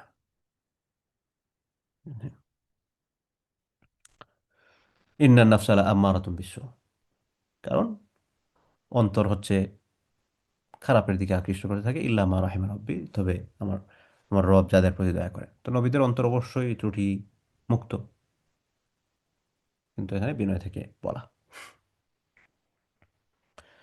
আর আরেকটা হচ্ছে, এটা ইউসুফ আলী ইসলাম বলেন নাই, বরং আগেরটার সাথে, এই আগের যে 52 নম্বর আয়াত যেটা, এটা যেরকম ভাবে হচ্ছে আজিজে মেসরের স্ত্রীর বক্তব্য যে সে জানুক আমি তার প্রতি কোনো খেয়ানত এখন আর করছি না, তার পক্ষ থেকেই সে বলতেছে যে আমি আমি আসলে আগে যে ভুলটা করছি, তো আমি নিজেকে দুষ্মুক্ত বলতেছি না, যে আমি খুব ধোয়া তুলসী পাতা, এরকম না, বরং আমি মানছি আমার ভুল। এবং অন্তরের কাজই হচ্ছে, নফসের কাজই হচ্ছে খারাপের দিকে নেওয়া। তবে হ্যাঁ, রব যাদেরকে দয়া করেন, ইন্না রব্বি গফুরুর রহিম, নিশ্চয় আমার রব ক্ষমাশীল দয়ালু। তো সেটা ইউসুফ আলাইহিস সালাম বলছেন, যদি বলে থাকেন তাইলে কিভাবে হবে সেটা তো আগে বললাম। আর যদি এটা কিসের পক্ষ থেকে হয়ে থাকে, আজিজে মেসরের পক্ষ থেকে, আজিজে মেসরের স্ত্রীর পক্ষ থেকে হয়ে থাকে, তাইলে তো এখানে আর খুব বেশি আলোচনার দরকার নাই। আচ্ছা, 53 নম্বর আয়াত গেল। এরপরে আল্লাহ সুবহানাহু ওয়া তাআলা বলছেন, وقال الملك ائتوني به أستخلصه لنفسي فلما كلمه قال إنك اليوم لدينا مكين أمين। এরপরে আল্লাহ তাআলা বলছেন ওয়াকাল আল মালিকু, মিশরের বাদশাহ বলল, তুনি বিহি, ইউসুফকে আমার কাছে নিয়ে আসো, আস্তাখলিসহু লিনাফসি, তাকে আমি আমার জন্য খাস করে নিব, আমি আমার জন্য নির্দিষ্ট করে নিব। আমার জন্য নির্দিষ্ট করে নেওয়া মানে কি, যে ওনাকে আমার উপদেষ্টা পরিষদে সংযুক্ত করে ফেলা, আমার কাছে রেখে দেয়া, বিশেষভাবে আমার কাছে রাখবো। মানে কি? মানে হচ্ছেন ওনাকে, ওনার যে খাস উপদেষ্টা পরিষদ আছে, খাস কমিটি, এই খাস কমিটিতে অন্তর্ভুক্ত করবেন। ফালাম্মা কাল্লামাহু ক্বালা ইন্নাকা আল-ইয়াওমা লাদাইনা মাকিনুন আমিন। এরপরে এই মিশরের বাদশা যখন ইউসুফ আলী সালাতু ওয়াসসালামের সাথে কথা বললেন, এই কথা বলা মানে হচ্ছে এখানে একটা সময়ের গ্যাপ গেছে। তো কোরআন কারীম সব কিছু তার খুব বেশি ডিটেলস দিবে না, জাস্ট একটু ইঙ্গিত দেওয়া আর কি। যে মিশরের বাদশা তো বললেন যে ইউসুফ আলাইহিস সালামকে তার কাছে নিয়ে আসার জন্য। ইউসুফ আলাইহিস সালামকে তো তারপরে হচ্ছে সমস্ত সবকিছু, সমস্ত সব স্বীকারোক্তি দিয়ে যে ইউসুফ আলাইহিস সালাম হচ্ছেন নিষ্কলুষ, উনি কোনোভাবেই দোষযুক্ত ছিলেন না। তারপর হচ্ছে মহিলাদের ফিতনা, এগুলো সমস্ত সবকিছু যখন দূরীভূত হলো, ইউসুফ আলাইহিস সালামকে বাদশার কাছে নিয়ে আসা হলো। বাদশা তার সাথে কথা বললেন। কথা বলার পরবর্তী সিচুয়েশন হচ্ছে ফালাম্মা কাল্লামাহু, বাদশা যখন ইউসুফ আলাইহিস সালামের সাথে কথা বললেন, বলার পর বলছেন কাল ইন্নাকাল ইয়াউম, নিশ্চয় আজকে আপনি লাদাইনা আমাদের নিকট মাকিনুন আমিন। মাকিনুন মানে হচ্ছেন জায়গাওয়ালা, জায়গাওয়ালা মানে কি মর্যাদাবান, স্ট্যাটাসওয়ালা। অ্যান্ড আমিন ট্রাস্টওয়ার্দি, বিশ্বস্ত, আস্থার জায়গা। তো বাদশাহ ইউসুফ আলাইহিস সালামের সাথে কথা বলে ইউসুফ আলাইহিস সালাম সম্পর্কে ওনার কাছেই কমেন্ট করতেছেন যে আপনি আমাদের কাছে হচ্ছেন অত্যন্ত মর্যাদাবান এবং বিশ্বস্ত। এটা হচ্ছে আহ, ইউসুফ আলী সালাতামের সাথে কথা বলার পর কমেন্ট। এরপরে তখন তো হচ্ছে বাচ্চার প্ল্যান হচ্ছে ইউসুফ আলী ইসলামকে উনি ওনার খাস কমিটিতে অন্তর্ভুক্ত করবেন। ইউসুফ আলী ইসলাম বললেন কালা জাআলনি আলা খাজাইনিল আরদ, আমাকে যখন আপনি খাস কমিটিতে অন্তর্ভুক্ত করবেন এটা না করে ইজআলনি, আমাকে বানান আলা খাজাইনিল আরদ, জমিনের কোষাগারের দায়িত্ব দেন, রাষ্ট্রীয় কোষাগারের দায়িত্ব আমাকে দিয়ে দেন। রাষ্ট্রীয় কোষাগার যেগুলো আছে, রাষ্ট্রীয় কোষাগারগুলোর দায়িত্ব আমাকে দিয়ে দেন। ইন্নি হাফিজুন আলিম, ইন্নি মানে হচ্ছে নিশ্চয় আমি, ইন্দির আই এম হাফিজ। হাফিজ মানে হচ্ছেন হেফাজতকারী। আলিম, আলিম মানে হচ্ছে যিনি এই ব্যাপারে সবচেয়ে অভিজ্ঞ। আলিম মানে খুব ভালো জানেন, সুবিজ্ঞ, জ্ঞানের অধিকারী। ইন্নি হাফিজুন আলিম, আল বি নোয়িং গার্ডিয়ান। এখানে একটা বিষয়, সাধারণত হচ্ছে নেতৃত্ব চেয়ে নেওয়া যায় না শরীয়তে। নেতৃত্ব চেয়ে নেয়ার যে আকাঙ্ক্ষা, কামনা বাসনা, এটা শরীয়তে হচ্ছে নিরুৎসাহিত, এটা ঠিক না, বৈধ না। তবে যদি এরকম হয় যে আমার মাধ্যমে হচ্ছে সমাজ, রাষ্ট্র উপকৃত হবে, যেটা হচ্ছে আমার, এটা আমার এক্সপার্টিজ, এবং আমাকে একটা কাজে লাগানোর জন্য অফার করা হয়েছে যে এই কাজটা আপনি করেন, কিন্তু আমার কাছে মনে হচ্ছে না এই কাজের চেয়ে আমি ওই কাজটা ভালো পারবো, তখন আমি যদি নিজ থেকে আগ্রহ প্রকাশ করি যে আমাকে ওই কাজটা দেন, এটার মধ্যে শরীয়তের কোনো বাধা নিষেধ নাই। তো ইউসুফ আল ইসলামকে যখন অফার করা হলো বাদশার উপদেষ্টা পরিষদে, ইউসুফ আল ইসলাম বললেন যে আমাকে রাষ্ট্রীয় কোষাগারের দায়িত্বটা দেন, কারণ আমি জানি কিভাবে আগামীতে দুর্ভিক্ষ আসলে কিভাবে কি করতে হবে। তো এই কথা যখন ইউসুফ আলি সাল্লাতাম এর পক্ষ থেকে বাদশাকে দেয়া হলো, বাদশাহ বিনা বাক্যে ইউসুফ আল ইসলামকে রাষ্ট্রীয় কোষাগারের দায়িত্ব প্রদান করলেন। এরপরে আল্লাহ সুবহানাহু ওয়া তাআলা বলছেন ওয়াকাযালিকা মাক্কান্না লিইউসুফা ফিল আরদ, ওয়াকাযালিকা এমনইভাবে মাক্কান্না লিইউসুফা, আল্লাহ সুবহানাহু ওয়া তাআলা ইউসুফ আলাইহিস সালামকে জমিনে ফিল আরদি, জমিনের মধ্যে নেতৃত্ব দান করলেন, কর্তৃত্ব দান করলেন, তাকে প্রতিষ্ঠিত করলেন সেখানে। ইয়াতাবাওয়াউ মিনহা হাইথু ইয়াশা, পুরা সবকিছু তার অনুগত করে দিলেন। এজন্য ইয়াতাবাওয়াউ মিনহা হাইথু ইয়াশা, যেখানে মন চায় উনি সেখানে এখন অবস্থান করতে পারবেন, অর্থাৎ সবকিছু তার অনুগত করে দিলেন। নুসিবু বিরহমাতিনা মান নাশা, এবং আল্লাহ সুবহানাহু ওয়া তাআলা বলতেছেন আমি যাকে চাই তাকে আমি রহমত দিই, আমার অনুগ্রহ দান করি। এটা দ্বারা আল্লাহ তাআলা বরত্ব বোঝাচ্ছেন আর কি, যে আমি দেখো ইউসুফকে কূপের মধ্যে ফেলা হলো, সেখান থেকে তাকে একজন কৃতদাস হিসেবে বিক্রি করে দেওয়া হলো, সেখান থেকে সে একজনের ঘরে বড় হতে থাকলো, সেখান থেকে সে জেলে গেল। তো জেলে সাধারণত যাওয়ার পর তো মানুষের অবনতি হয় নর্মালি। আল্লাহ সুবহানাহু ওয়া তাআলা বলছেন দেখো সেখান থেকে মুক্ত করে এনে আমি তাকে কোথায় নিয়ে গেছি, তখন তার মনে যেখানে চায় সেখানে যেতে পারবে, যা চায় করতে পারবে, যেখানে চায় সমস্ত সবকিছু তার অনুগত। এরপর আল্লাহ তাআলা বলছেন যে এটা যে আমি করলাম, এটা আমি যে কোনো কারোর জন্যই করতে পারি। এটা হচ্ছে একটা, এই এখানে আল্লাহ তাআলা বলেন নাই, মানে ভাবার্থটা হচ্ছে এরকম আর কি, নুসিবু বিরহমাতিনা মান নাশা, আমি আমার নিজের অনুগ্রহ দিয়ে আমি এটা করি, যাকে ইচ্ছা সেটা দেই। ওয়ালা নুযিউ আজরাল মুহসিনিন, তবে হ্যাঁ, এখন আপনি বলতে পারেন যে আমি নিজেকে পরিশুদ্ধ করেছি, মুহসিন পর্যায়ে আমি নিয়ে গেছি, তা আল্লাহ তাআলা আমাকে কেন কি করছেন না? আল্লাহ তাআলা এই কথার উত্তর দিচ্ছেন, লা নুদিউ আজরাল মুহসিনিন, সৎকর্মশীল যারা আছেন, মুহসিনিন যারা আছেন, এদের প্রতিদান আমি বিনষ্ট করি না। হয়তো তার মন মতো হচ্ছে না, কিন্তু আমি তার প্রতিদান দিবই।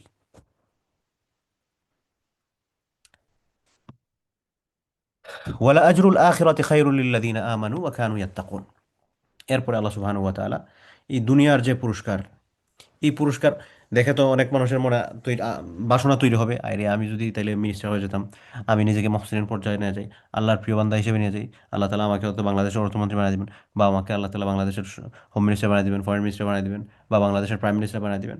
অনেকের মনে জাগতে পারে এবং মনে করতে পারে যে এটাই হচ্ছে আল্লাহর পক্ষ থেকে প্রদত্ত সবচেয়ে বড় নিয়ামা। এই কথাটা যাতে মানুষের মনের মধ্যে না আসে, এজন্য আল্লাহ সুবহানাহু ওয়া তাআলা বলেছেন, ওয়ালা আজরুল আখিরাতি খায়রুন। এখানে তুমি যাই পাইতেছো, কিন্তু আখেরাতের পুরস্কার হচ্ছে সবচেয়ে উত্তম। দুনিয়াতে তুমি কি স্ট্যাটাস নিয়ে আছো, সেটা খুব বেশি বড় কিছু না, খুব বেশি বড় হিসাবে আমাদের কাছে এটা প্রতিষ্ঠিত না, প্রতিষ্ঠিত যেন না হয় আর কি। এই কথাটাই আল্লাহ সুবহানাহু ওয়া তাআলা আমাদেরকে বলছেন বা বুঝাচ্ছেন আর কি। ওয়ালা আজরুল আখিরাতি খায়রুন, আখেরাতের পুরস্কারটাই হচ্ছে উত্তম। কাদের জন্য? লিল্লাযীনা আমানু, যারা ঈমানদার, ওয়া কানু ইয়াত্তাকুন, এবং তারা তাকওয়া অবলম্বন করেন। অর্থাৎ ঈমানদাররা দুনিয়াতে, সে প্রাইম মিনিস্টার হোক অথবা হচ্ছে অঢেল টাকা সম্পদের মালিক হোক, যা কিছুই করুক না কেন, যা কিছুই হোক না কেন, মূল পুরস্কারটা কোন জায়গায়? ইমানদারদের মূল পুরস্কারটা হচ্ছে আখিরাতে। আচ্ছা, এরপরে তো হচ্ছে ইউসুফ আলী ইসলাম খাদ্য ভাণ্ডারের দায়িত্বশীল হলেন। পরের 7 বছর খুব ভালো করে ফসলাদি হলো। ইউসুফ আলী সালাতাম তার যে এক্সপার্টিস, সে অনুযায়ী উনি ফসলাদিগুলো জমালেন। মানুষজন যা কিছু খাওয়ার সেগুলো তো খেয়েছে। তারপর হচ্ছে রাষ্ট্রীয় কোষাগার ভরে রাখলেন পরবর্তী 7 বছর যখন দুর্ভিক্ষ আসবে সেই সময়ের জন্য। তারপর হচ্ছে পরের সব 7 বছর আসলো, দুর্ভিক্ষ শুরু হলো। এমন দুর্ভিক্ষ, এটা শুধু মিশরের মধ্যে না, বরং মিশরের যে আশেপাশে আছে, মিশরের আশেপাশের সকল এলাকাতে সেটা ছড়িয়ে পড়ছে। একদিকে হচ্ছে দুর্ভিক্ষের ক্রাইসিস, আবার সেখানে খাদ্য স্বল্পতা, কারো কাছে কিছু নাই, এমনি তো ফসলাদি হয় না, তাদের কাছে কোনো সেভিংসও ছিল না। তখন আরেকটা তথ্য সবার মধ্যে ছড়িয়ে পড়লো। সেই তথ্যটা হচ্ছে যে মেশরে একজন দায়িত্বশীল আছেন, আজিজে মেশর হিসাবে অধিষ্ঠিত আছেন, তার কাছে প্রচুর খাদ্য আছে, সেখানে যেই যাচ্ছেন তিনি খাবার পাচ্ছেন। এই ইনফরমেশনটা 1 গ্রাম 2 গ্রাম, 1 এলাকা 2 এলাকা এরকম করতে করতে করতে করতে করতে ইউসুফ আলী সালাতামের আব্বা যে এলাকাতে বসবাস করেন, ইয়াকুব আলী সালাম, সেই জায়গা পর্যন্ত পৌঁছে গেল। ইয়াকুব আলী সালাম কোথায় বসবাস করতেন? ইয়াকুব আলী ইসলাম বসবাস করতেন হচ্ছে কেনানে। কেনান কোথায়? কেনান হচ্ছে ফিলিস্তিনে। বর্তমানে যে প্যালেস্টাইন আছে, এখন তো হচ্ছে প্যালেস্টাইনের জায়গাটা অনেক কমে গেছে। তো তৎকালীন সময় তো প্যালেস্টাইন এত ছোট ছিল না, মেইন এরিয়া যেটা ছিল আর কি। কেনান হচ্ছে সেই তৎকালীন সময়ের ফিলিস্তিনের জায়গা।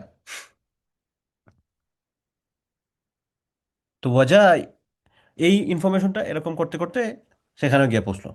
তো যেহেতু সেখানে দুর্ভিক্ষ চলতেছে, তখন ইউসুফ আল ইসলামের যে আরও ভাইয়েরা যারা ছিলেন, সৎ ভাই তো হচ্ছেন 10 জন, এবং ওনার নিজের আরেকজন ভাই ছিলেন ইউসুফ আল ইসলামের, উনি হচ্ছে সৎ ভাই না, স্টেপ ব্রাদার না আর কি, সিবলিং। ওনার নাম হচ্ছে বিনিয়ামিন, ইংরেজিতে বেঞ্জামিন বলে। তো তাদের কাছেও কি ইনফরমেশন পৌঁছেছে যে এখানে পাওয়া যাবে। যেহেতু তারাও খাদ্যের ক্রাইসিস, তারা খাদ্য সংগ্রহের জন্য তারা হচ্ছে মিশরের তৎকালীন সময়ের দায়িত্বশীলের কাছে আসেন। এই কথাটাই আল্লাহ সুবহানাহু ওয়া তাআলা বলতেছেন, ওয়াজা ইখওয়াতু ইউসুফা, ইউসুফ আল ইসলামের ভাইয়েরা আসলেন। ফাদাখালু আলাইহি, তারা ইউসুফ আল ইসলামের দরবারে প্রবেশ করছেন। ফাআরাফাহুম, ইউসুফ আলাইহিস সালাম তাদেরকে চিনছেন। ওয়াহুম লাহু মুনকিরুন, কিন্তু তারা ইউসুফ আলাইহিস সালামকে চিনতে পারে নাই। হ্যাঁ, এটা তো স্বাভাবিক, তারা তো আর ইউসুফ আলাইহিস সালাম সম্পর্কে ভাবেই নাই মনে হয়। তারা তো মনে করছে যে আচ্ছা আমরা তাকে কূপের মধ্যে ফেলে দিছি, কূপ থেকে উঠে এসে যে আপনার মিশরের খাদ্যমন্ত্রী হয়ে যাবেন, এটা তো অবিশ্বস্ত ব্যাপার।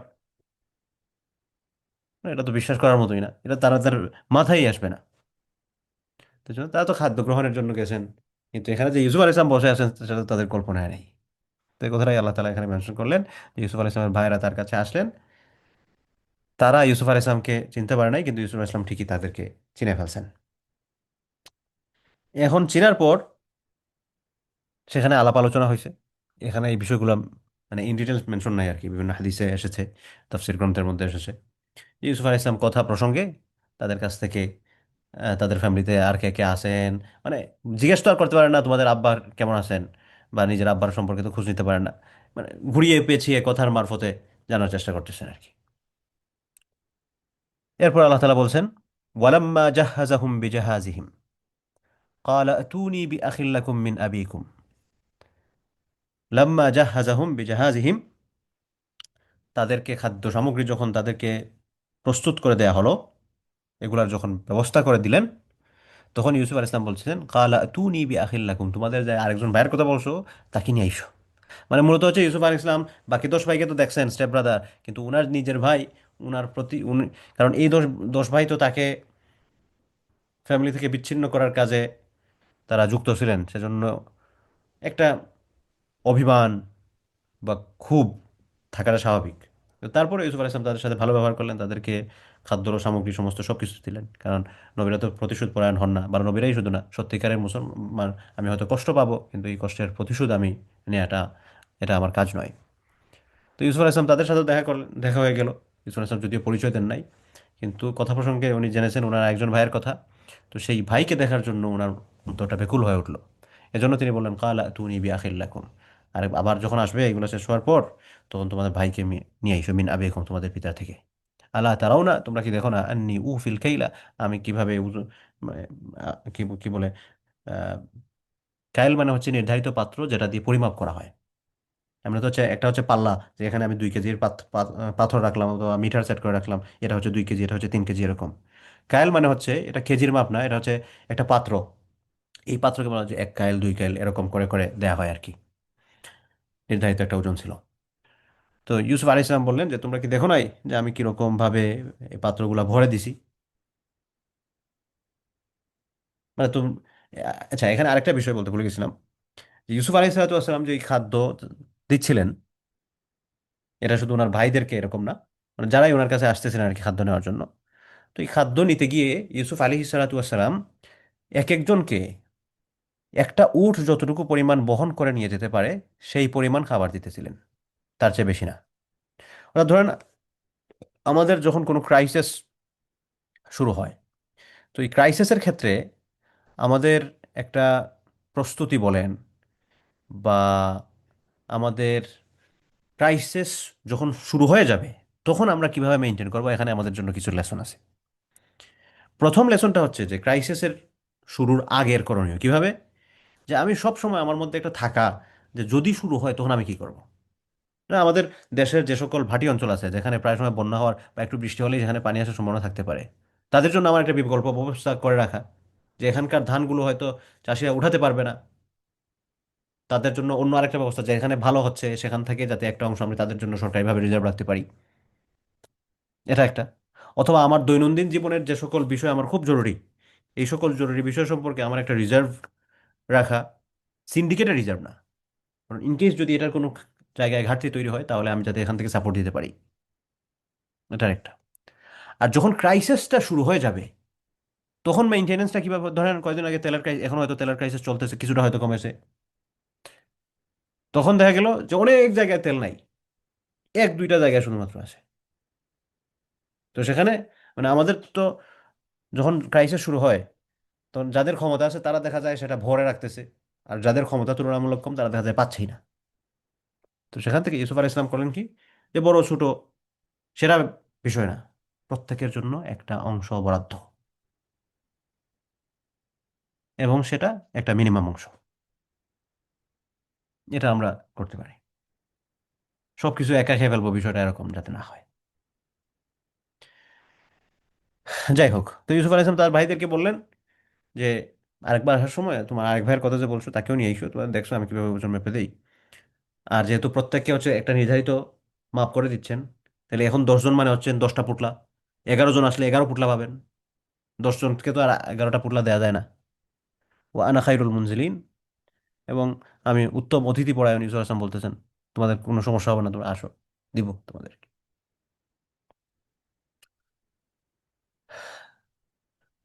এরপরে এটা দিয়ে তো হচ্ছে তাদেরকে একটা আশার বাণী শোনালেন যে তাদেরকে যদি নিয়ে আসো, আবার যখন শেষ হবে তখন আর বেশি বেশি পাবে। তারপরেও তারা যদি আবার না আসে, একটা ধমকও দিয়ে দিয়েছেন। সেই ধমকটা যাতে মানে তারা যাতে আশা মিস না হয়। মূলত হচ্ছে উনি উনার ভাইকে দেখার জন্য বেকুল, এটাই আর কি। ধমক কি? এরপরে আয়াতে 60 নম্বর আয়াতে আল্লাহ তাআলা বলেন, ফাইল্লাম তাতুনি বিহি ফালা কাইলা লাকুম ইনদি ওয়ালা তাকরাবুন। আর তোমরা যদি তাকে নিয়ে না আসো, তোমরা যদি আবার আসো কিন্তু তারা যদি না আনো, আরেক যে ভাই আছেন তাকে যদি না আনো, ফালা কাইলা লাকুম ইনদি, তাহলে তোমাদের জন্য কোনো খাবার দাবার আমার কাছে নাই, কোনো তোমাদেরকে কিছু দেবো না। ওয়ালা তাকরাবুন, তোমরা আমার কাছে এসো না। কারণ এটা শোনার পরে তো স্বাভাবিকভাবেই তাদের মনে একটু কৌতূহল জাগে আছে, কি রে ভাই, আমাদের এই ভাইরে দেখার জন্য উনি এরকম করে কে? হয়তো তাদের মাথায় এসেছে, কিন্তু সে ব্যাপারে কি আসছে কোরআন কারিমে সেটার বলা হয় নাই পাবেন। এটার ব্যাপারে মুফাসসিরিনে কেরাম কোনো খুব বেশি ব্যাখ্যা বিশ্লেষণে যান নাই আর কি। এটা স্বাভাবিক বিষয়। ধরেন আমার ফ্যামিলির একজনকে দেখার জন্য আরেকজন বলতেছেন যার সম্পর্কে উনি তাই কখনো দেখেন নাই, তো আমার মনে হতে পারে যে উনি কেন চাচ্ছেন এরকম। যাই হোক, কিন্তু যেহেতু মন্ত্রী বলে দিয়েছেন, একটা বাধ্যবাধকতা আছে, আসতে হবে। তারপর সে নির্ধারিত সময় পরে তো হচ্ছে খাবার শেষ হয়ে যাবে। তখন ইউসুফ আলাইহিস সালামের এই কথা শুনে ক্বালু সানুরাউিদু আনহু আবাহু ওয়া ইন্না লাফাইলুন। ক্বালু, তারা বললেন, সানুরাউিদু আনহু আবাহু, তার পিতাকে আমরা তার সম্পর্কে রাজি করাবো। ভাইরা বললেন যে আব্বাকে তাকে নিয়ে আসার ব্যাপারে রাজি করাবো। ওয়া ইন্না লাফাইলুন, আর আমরা এটা করবই। তো ইউসুফ আলাইহিস সালামকে ওনারা বলে গেলেন যে আসার সময় আবার ওনাকে নিয়ে আসবো, আব্বাকে এটা রাজি করে নিয়ে আসবো। وقال لفتيانه جعلوا بضاعتهم في رحالهم لعلهم يعرفونها إذا انقلبوا إلى أهلهم لعلهم يرجعون। قالوا، তখন তারা বললেন, এই তারা কারা? না সরি, এটা এটা তো না, এরপরে আয়াত। ওয়াকাল আলী ফিতিয়ানিহি, এরপরে ইউসুফ আলী সালাতাম তিনি তার যে অফিসার যারা আছেন, ফিতিয়ান মানে হচ্ছে এখানে যুবকরা, এই যুবকরা উদ্দেশ্য না, মানে এই যুবক কর্মী যারা আছেন আর কি, ইউসুফ আলাইহিস সালামের জন্য কাজ করছেন, অফিসার, তাদেরকে ইউসুফ আলাইহিস সালাম বললেন, ইজআলু বিদাআতাহুম ফি রিহালিহিম। তারা যে বিনিময়টা দিয়েছে, অর্থাৎ খাদ্য ভাণ্ডার থেকে যে খাদ্য দেওয়া হয়তো, একটা কস্টিং রাখা হতো আর কি। তো ইউসুফ আলাইহিস সালাম তার অফিসারদেরকে বললেন, এরা যে টাকা পয়সা যা দিয়েছে, এই টাকা পয়সাগুলোও তাদের পুটলার মধ্যে দিয়ে দাও, ফি রিহালিহিম লাআল্লাহুম ইয়ারিফুনাহা, যাতে করে তারা এটা বুঝতে পারে, এখন না পরে, তারা যখন গিয়ে ইদান কালাবু ইলা আহলিহিম, যখন তারা তাদের বাসায় ফিরে যাবে, তারা এই খাবারগুলো নেওয়ার জন্য যে পয়সা দিয়েছিল, এগুলা তাদের পুটলার মধ্যে, তাদের মালপত্র যেগুলো আছে এগুলোর মধ্যে রেখে দাও। সে যখন তারা যখন বাড়িতে ফিরে যাবে, তখন গিয়ে তারা বুঝবে, এখন বোঝার দরকার নেই, এটা বললো না। লাআল্লাহুম ইয়ারজিউন। এবং এটা কেন করছেন? এটা করার উদ্দেশ্য হচ্ছে যে ইউসুফ আলাইহিস সালাম যে তাদেরকে খুব কেয়ার করতেছেন, এটা তারা সেখানে গিয়ে বুঝতে পারবে। লাআল্লাহুম ইয়ারজিউন, তারা যাতে আবার ফিরে আসে, এই ফিরে আসার উপলব্ধিটা যাতে তাদের মধ্যে যাতে তৈরি হয়, এই বিষয়গুলো যাতে তাদের মধ্যে কাজ করে।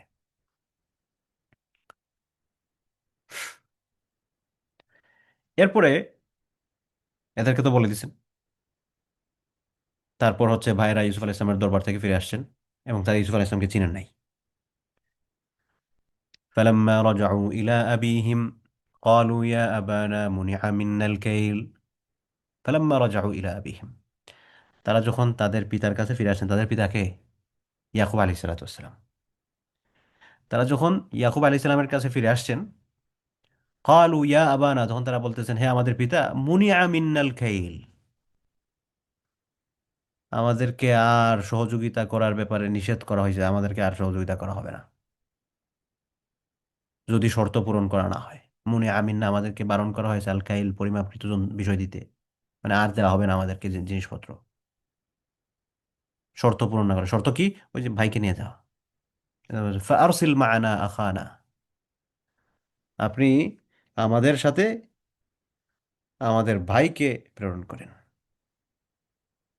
নাকতাল, যাতে করে আমরা খাবারগুলো আবার নিয়ে আসতে পারি, রসদ এগুলো আনতে পারি। ওয়া ইন্না লাহু লাহাফিজুন, আমরা অবশ্যই তার হেফাজত করব। তার মানে কি, ওই যে আরেক ভাইকে নিয়ে যাওয়ার কথা বলছেন। তাদের এই কথা শুনে ইয়াকুব আলাইহিস সালাম বলতেছেন, ক্বালা হাল আমানুকুম আলাইহি ইল্লা কামা আমিনতুকুম আলা আখিহি মিন ক্বাবল। ক্বালা, তিনি বললেন, এই তিনি কে, এই বক্তাটাকে, ইয়াকুব আলাইহিস সালাম, ইউসুফ আলাইহিস সালামের আব্বা। তিনি বলতেছেন, হাল আমানুকুম আলাই, আমি কি তার ব্যাপারে তোমাদের উপর আবার আহ, বিশ্বাস করব, ইল্লা কামা আমিনতুকুম আলা আখিহি মিন ক্বাবল, আগে না একবার তার ভাইয়ের ব্যাপারে তোমাদের উপরে ভরসা করছিলাম। মানে ইউসুফ আলাইহিস সালামের আগের স্মৃতি মনে হয়, আগের স্মৃতিগুলা তিনি মনে করাই দিতেছেন আর কি। হাল আমানুকুম, আমি কি তোমাদের কাছে এসে তাকে আমি সেফ মনে করব, নিরাপদ মনে করব, যেভাবে ইউসুফকে, ইউসুফের কথা তো আর বলেন নাই, তার ভাইয়ের কথা বলছেন আর কি। এর আগে তার ভাইয়ের ব্যাপারে যেরকম নিরাপদ মনে করছিলাম, মানে ইউসুফ আসলামের ব্যাপারে, এরকমই তোমাদেরকে নিরাপদ মনে করবো, হ্যাঁ? তার বাইরে নিয়ে আড়ে আসছো, কি করছো তোমরাই, এখন আবার তাকে নিতে চাইতেছো, এরকমই আর কি ভাবার্থ।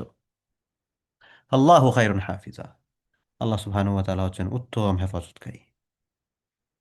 ওয়া হুয়া আরহামুর রাহিমিন, তিনি আরহাম, সবচেয়ে বেশি আরহামুর রাহিমিন, সর্বশ্রেষ্ঠ দয়ালু, the most merciful of the merciful.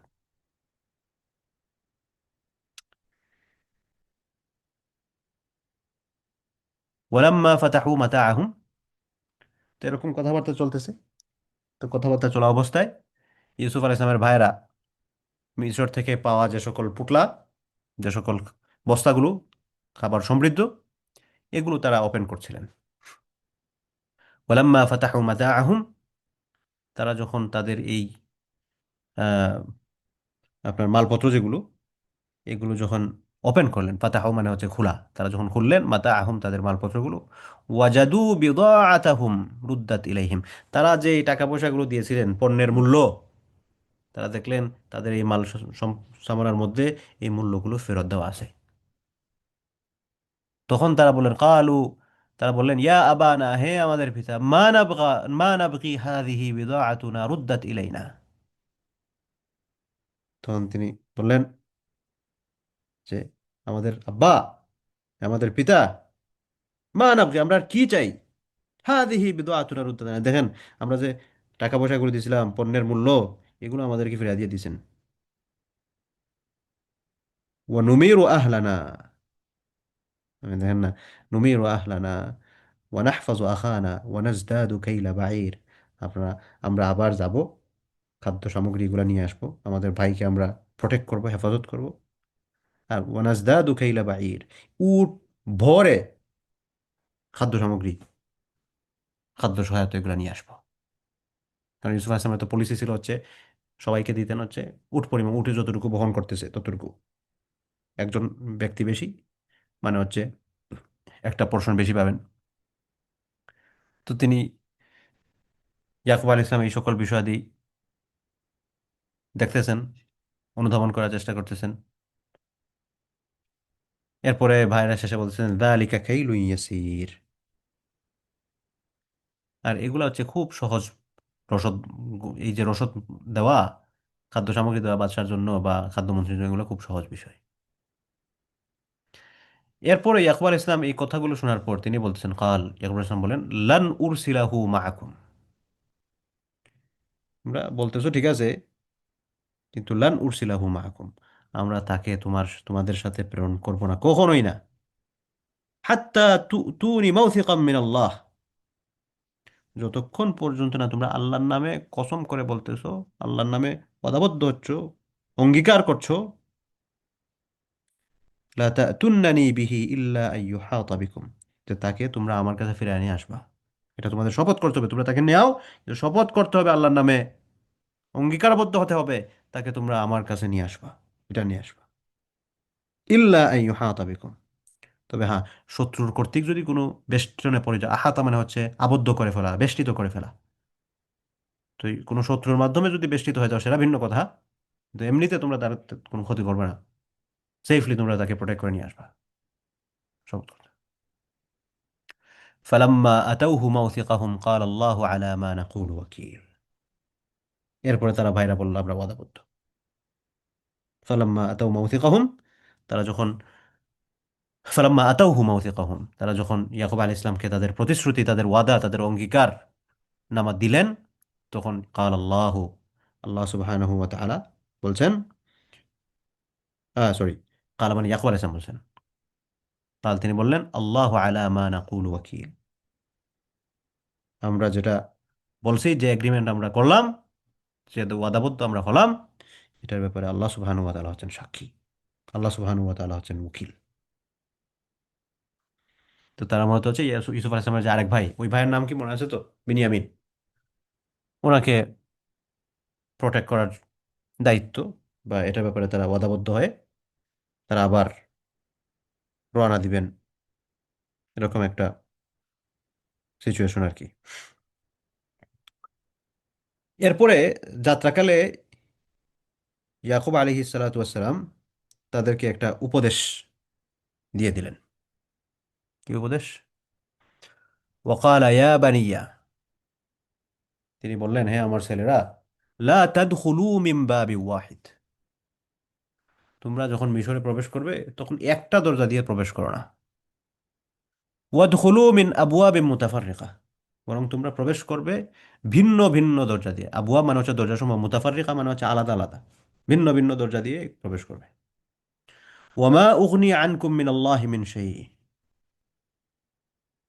মা উগনি আনকুম মিন আল্লাহি মিন শাই, আমি আল্লাহর যে সিদ্ধান্ত, আল্লাহ সুবহানাহু ওয়া তাআলার সিদ্ধান্তের এগেইনস্টে আমি তোমাদের কোনো উপকার করতে পারবো না।